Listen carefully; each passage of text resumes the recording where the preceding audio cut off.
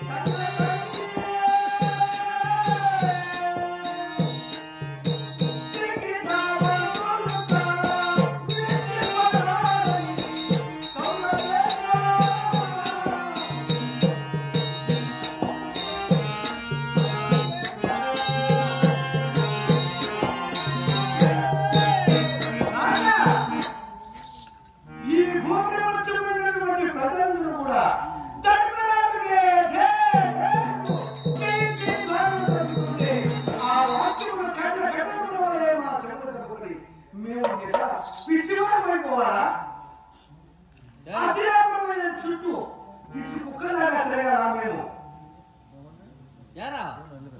ధర్మరాజు అన్న కదా రాజ్యం వెళ్తుంటే మీకేం తక్కువ మీకేమైనా తక్కువ నువ్వు కలిలేవు కదా పంటను రాచేసి నువ్వు అదే రాజ్యం వెళ్ళుకోవాలి నువ్వేం పేర్కొన్నావు రాజ్యము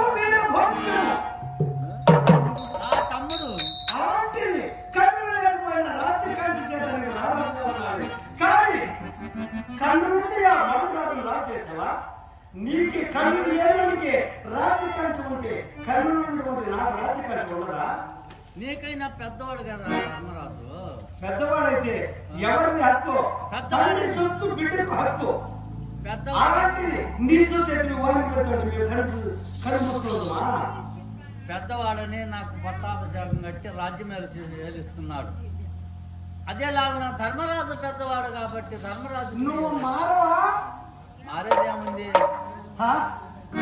ధర్మరాజు పర్వాలేదా మేము ఏమైపోతారు నువ్వు మంది ఏమైపోయి పర్వాలేదా ఏమవుతారా మేమున్నా నీకేం పాత తల్లిదండ్రులు ఉన్నాము మీ అన్న ధర్మరాజు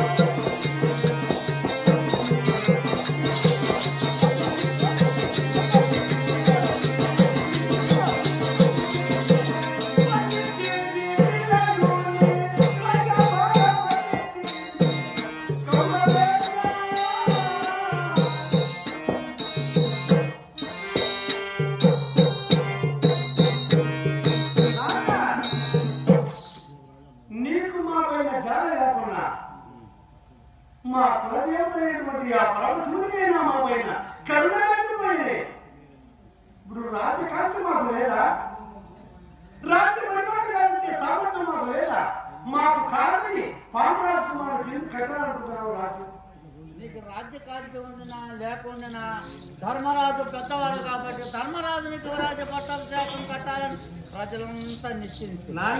నీకెవరైనా పాండవులు తండ్రి లేని బిడ్డలు కదా నీకు వారి పైన మమకారం ఏమైనా ఉండవచ్చునేమో కానీ తండ్రి లేకపోయినా వాళ్ళే మంచోళ్ళు అయిపోయారే మాకు తండ్రి ఉండి ఏం సార్థకము నీ తక్కువ ఏం చేశాం మేము ఇప్పుడు పిన్నవారుగా ఉన్నారు అనుకున్నాము. నువ్వు చిన్నవాడు కాబట్టి పెద్దవారు అయిన తర్వాత మాకు వారు అపాయం కనిపించున్నారు నాన్న.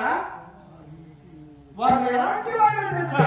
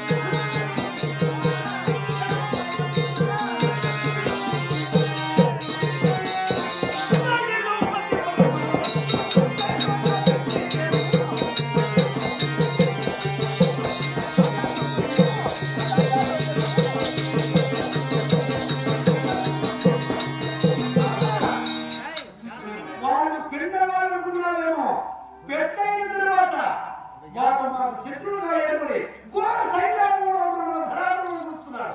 కానీ మా పైన జాలి కరుణ చూపించాలన్నవాడు. అందుకే ఈ రోజు నాకన్నా వాళ్ళు సముద్రాలుగా ఉంచుతున్నారు.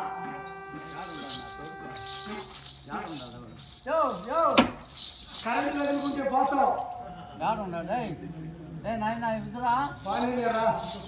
నన్ను అట్టుకోవద్దు కోపం వచ్చి పౌరుషము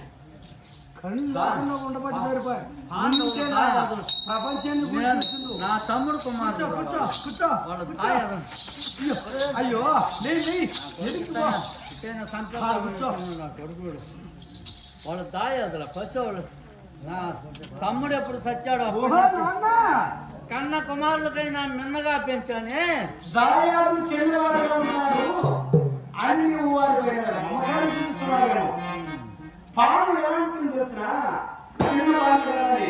పాము పోసి పెంచిన ఆ పాము తర్వాత పెద్దలకి ఏమో తెలుసా? పాము ఎందుకు పెంచాడు? వేసే జంతువు కదా.